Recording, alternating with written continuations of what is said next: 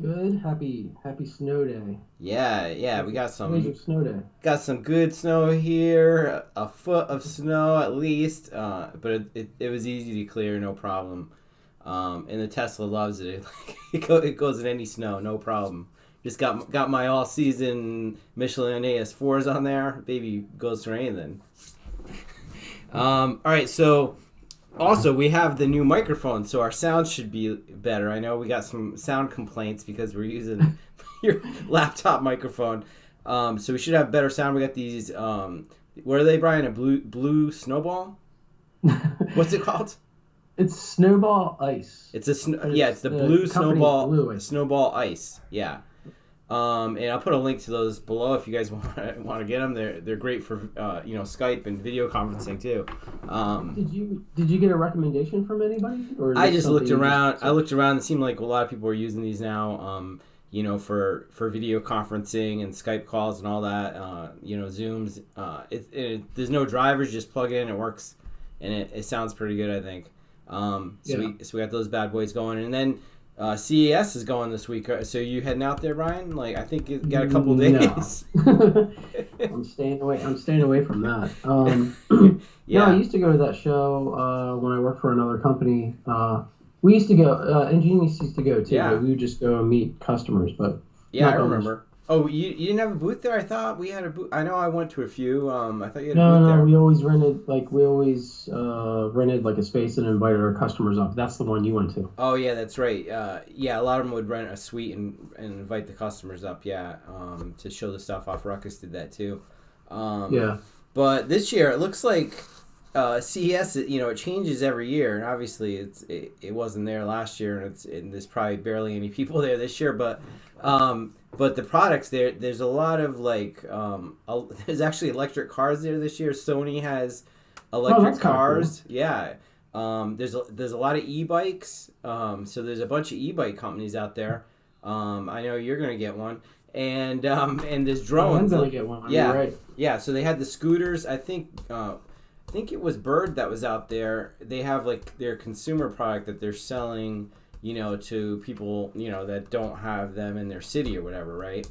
Um, Yeah, they remind me of the Go Treks, right? yeah, exactly, So exactly. Yeah, we're GoTrex people over here, like that, because yeah, it's got a good feature for price point, I think, for the scooter, and yeah, I mean, I've had an e-bike for a few years now. I'm all into those, of course, but yeah, so it's more like it's always the big TVs that no one's ever really gonna buy, like giant TVs, yeah. projectors, which I'm interested in. I want to see if they have any new 4K projectors. There's a lot of laser projectors now. That's really cool. I'm gonna get one of those pretty Yeah, soon.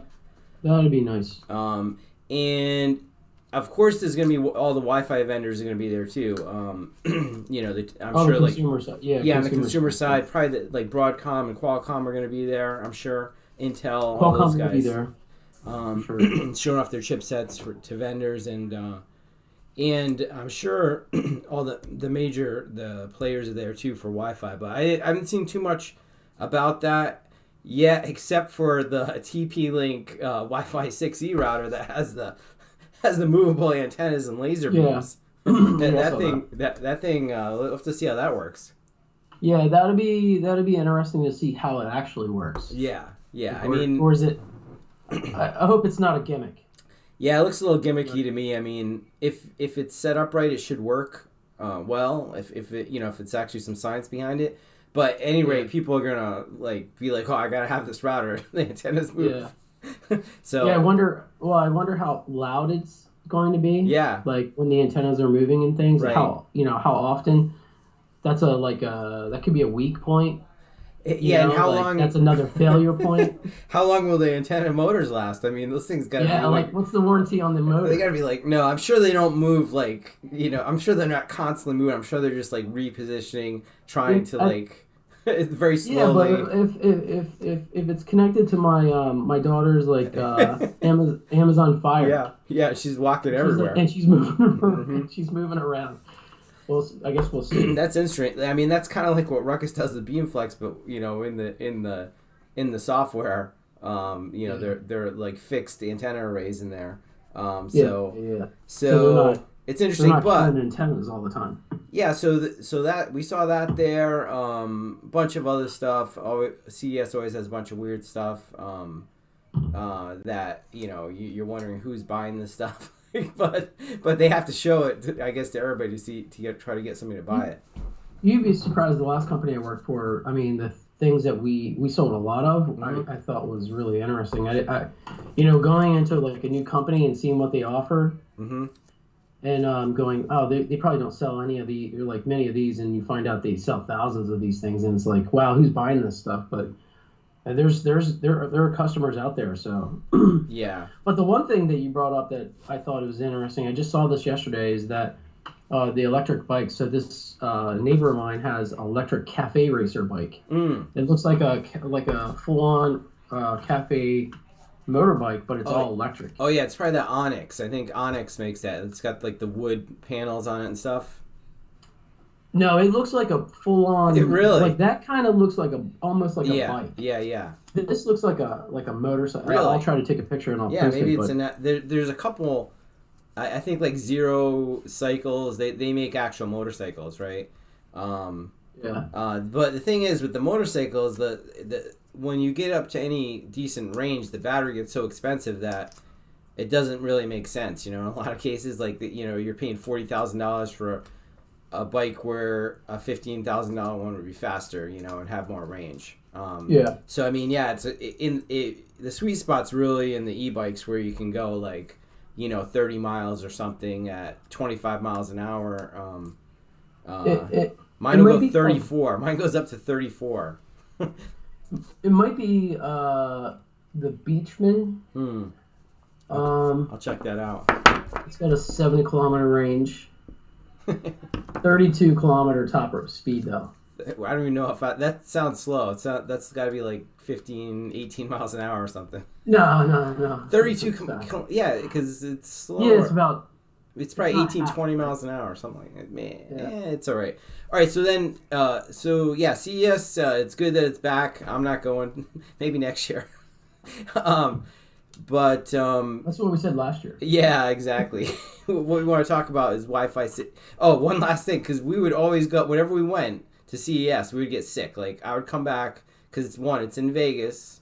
Yeah. And you're gonna be doing bad stuff there, and there's like smoke everywhere. People are smoking everywhere and smoking and drinking everywhere, and of course you gotta do that. So you come back. I come back. I was sick every single time, and plus people are coming from all over the world to go there. Yeah. You know what I mean? So every time I went there, yeah. I would come back with like the worst cold I ever had. So I can only imagine. You had like 1,000 variants in like one location. I can only imagine what it's going to be like this year. So anyway, all right. So we want to talk about Wi-Fi 6E a little more now. So there's these consumer Wi-Fi 6E routers have been out for a little bit, and we're seeing more announced. But the business class stuff really isn't out there yet. Maybe it's going to be out in Q2 maybe. Yeah, right at the end of, for us, it's going to be right at the end of March, beginning of April timeframe. Yeah, so scheduled. I'm going to put up the spectrum of Wi-Fi 6E. I know we talked about this a little bit before, but so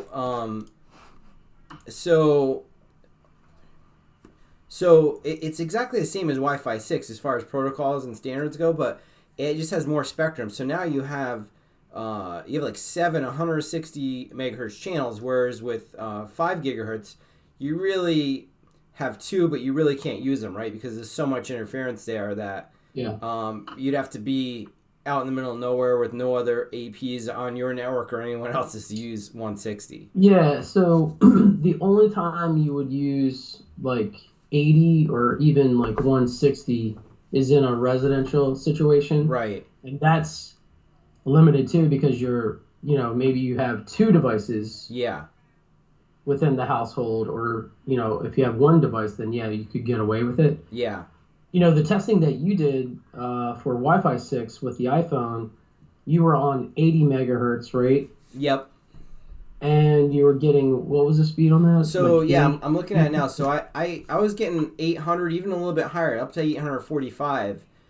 With the 4x4, the EWS377 AP, which is the same as the 230. Yeah. So yeah, I was getting up to 845. Now, a couple things. You know, most people are going to be using an iOS device or an Android device, and these devices can only can use 80 megahertz right now.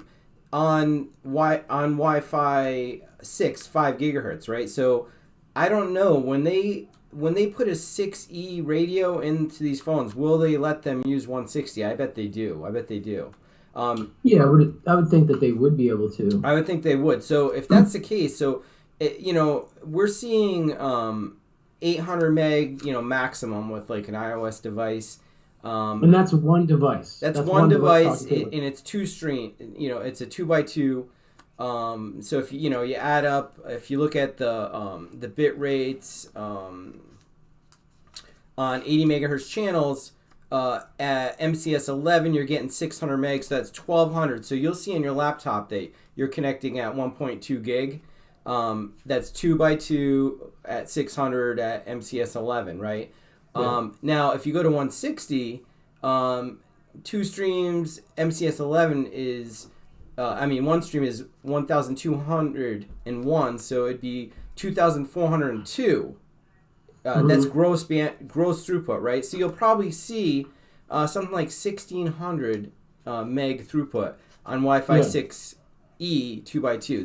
That's my guess. I'm sure there's some tests out there. We looked yesterday. There wasn't that much out there yet. There's a lot of theoretical stuff and people testing stuff at home and not really sure what they're doing, I think. Well, next week, next Friday, when we do this again, I'll have some speed tests that I could probably talk about a little bit. Nice. Hopefully. Nice. So we can talk about that next week. But yeah, one of the important things is like that speed increase is dramatic. You're talking about gigabit Wi-Fi. Yeah. But the other piece to that is, when you're looking at 5 gigahertz, and that's what everybody's really communicating on because that's where the speed is. Yeah. In regards to 80 megahertz, we're talking about the width of the channel, right? You only have 6, 80, right?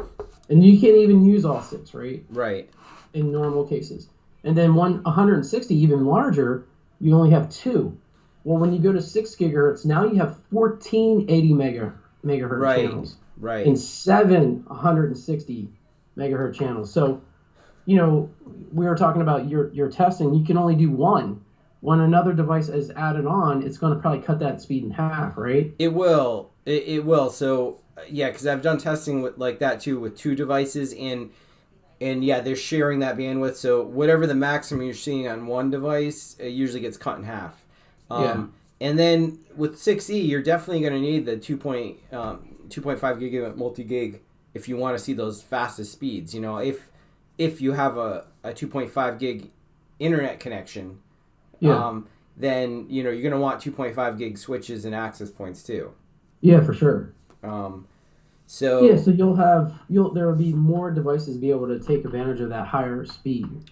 Yeah, and then I would say like the businesses and enterprise will be able to use the 80 megahertz channels now because there's so many to get the higher speeds, or like campuses would have even more channels on 40 megahertz, and there's going to be no competing devices on this yet. I thought I saw something. I don't know if they're because with 5 gigahertz you're sharing it with like cordless phones and other video streamers and things like that. So there it's not as congested as 2.4, but there are other non-Wi-Fi devices on 5 gigahertz.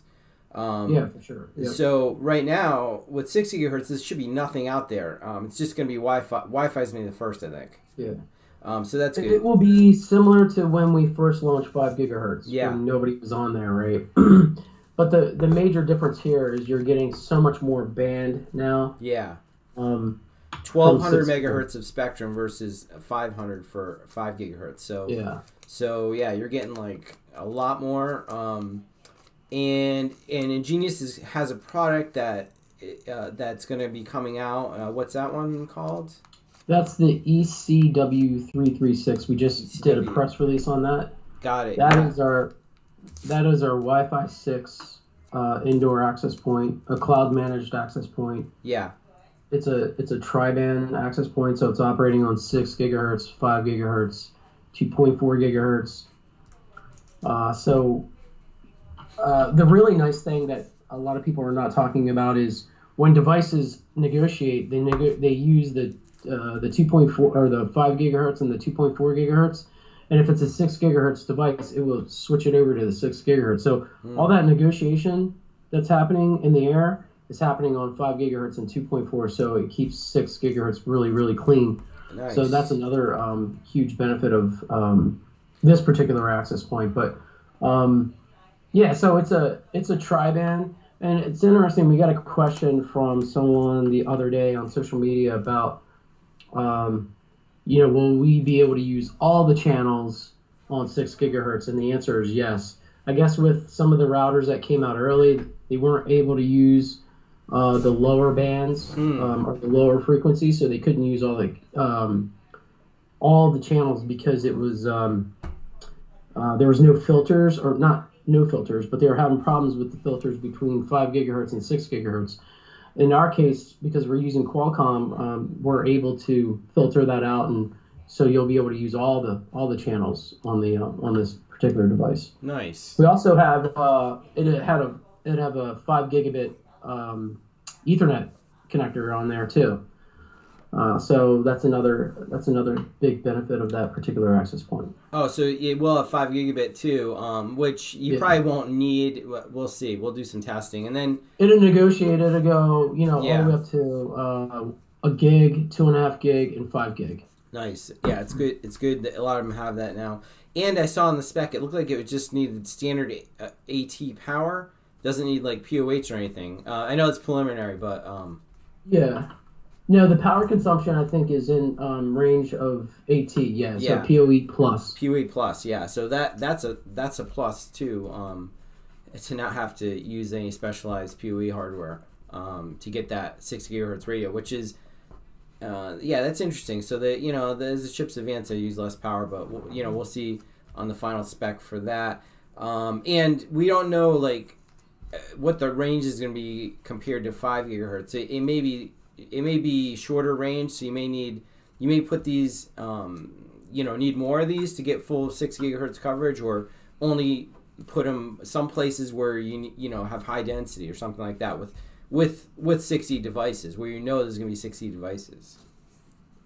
Yeah, and that's kind of how we started with Wi-Fi 6. Yeah, is just put them in the high concentrated area. But what we found is that customers they're using them pretty much everywhere within the network, within the environment. So it's always like a good idea to do that. But when you do like a refresh, you don't want to come back later and have to do 75% of the job. I got to update these with like Wi-Fi 6E now. Right. So you might as well just go in there and do it. Yeah. It's a refresh. It just cycle. really depends. Yeah, it's a refresh cycle, and it's gonna be at a higher price point than like a standard Wi-Fi 6 AP. So you got to look at your budget and how many APs you need.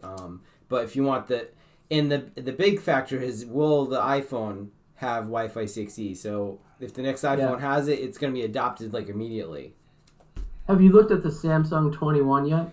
I see that it has it, but the thing is, not half of people, half of all people have iPhones. So what we've seen is when the iPhone adopts something, it that's when it takes off. That's when it takes off. There could be a couple Android phones that have it, and they're showing that off, but that's not going to force adoption because that's not half of all people. Yeah. Yeah, so in regards to the power consumption of that access point, it's 22.5 watts. Yeah. That's peak power. So that's, okay.